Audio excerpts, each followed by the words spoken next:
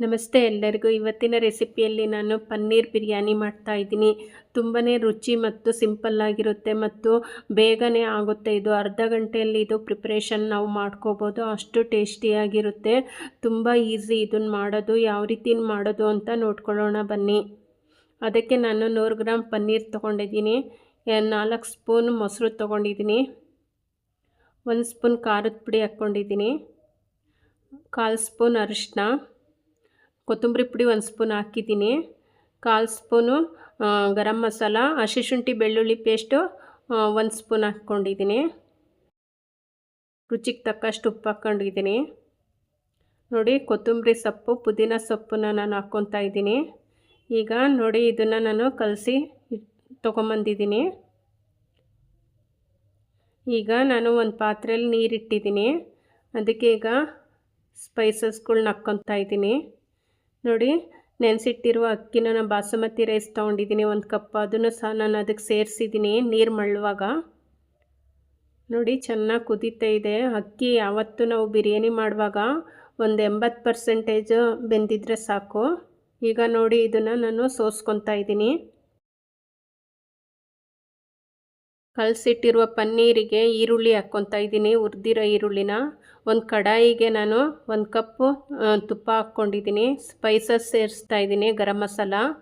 ಈಗ ನೋಡಿ, ಕಲಸಿಟ್ಟಿರೋ ಮಿಶ್ರಣ ನಾನು ಕಡಾಯಿಗೆ ಹಾಕ್ಕೊಂಡು ನಿಧಾನಕ್ಕೆ ನಾನು ತಿರುಗ್ಕೊತಾ ಇದ್ದೀನಿ. ಪನ್ನೀರ್ ಒಡೆದೋಗುತ್ತೆ, ಆದಷ್ಟು ನಿಧಾನಕ್ಕೆ ಟರ್ನ್ ಮಾಡ್ಕೊಳ್ಳಿ. ನೋಡಿ, ನೀರೆಲ್ಲ ಹೋಗಿ ಎಣ್ಣೆ ಬಿಡಬೇಕು, ಅಲ್ಲಿವರೆಗೂ ನಿಧಾನಕ್ಕೆ ಹಿಂಗೆ ಟರ್ನ್ ಮಾಡ್ಕೊಳ್ಳಿ. ಒಂದು 10 ನಿಮಿಷ ನಾನು ಬೇಯಿಸ್ಕೊಂಡಿದ್ದೀನಿ. ಈಗ ನೋಡಿ, ನಾನು ಟೊಮೊಟೊ ಇಟ್ಕೊತಾ ಇದ್ದೀನಿ. ಆಪ್ಷನಲ್ಲು, ಬೇಕಿದ್ದರೆ ನೀವು ಇಟ್ಕೊಳ್ಳಿ, ಇಲ್ಲಾಂದರೆ ಬೇಡ. ನೋಡಿ, ಪುದೀನ ಸೊಪ್ಪು ಹಾಕ್ಕೊತಾ ಇದ್ದೀನಿ. ಈಗ ಕೊತ್ತಂಬರಿ ಸೊಪ್ಪನ್ನು ಸಹ ನಾನು ಸೇರಿಸ್ಕೊತೀನಿ ಅದಕ್ಕೆ. ಈಗ ಬೇಯಿಸಿಟ್ಟಿರುವ ರೈಸನ್ನು ಹಾಕ್ಕೊತಾ ಇದ್ದೀನಿ ಈಗ ನಾನು ಅದಕ್ಕೆ.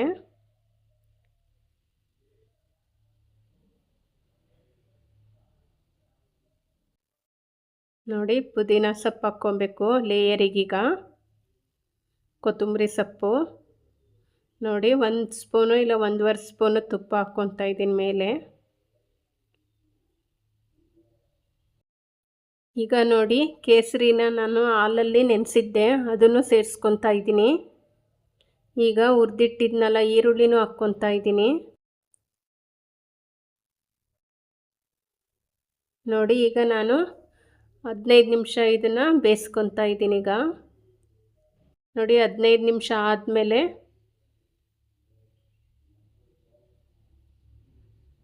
ಚೆನ್ನಾಗಿ ಕಾಣ್ತಾ ಇದೆಯಲ್ಲ, ರುಚಿನೂ ಅಷ್ಟೇ ಚೆನ್ನಾಗಿರುತ್ತೆ. ಒಮ್ಮೆ ಟ್ರೈ ಮಾಡಿ ನೋಡಿ. ಪನ್ನೀರು ಒಡೆದೋಗೋ ಚಾನ್ಸಸ್ ಇರುತ್ತೆ, ನಿಧಾನಕ್ಕೆ ಓಪನ್ ಮಾಡ್ಕೊಳ್ಳಿ.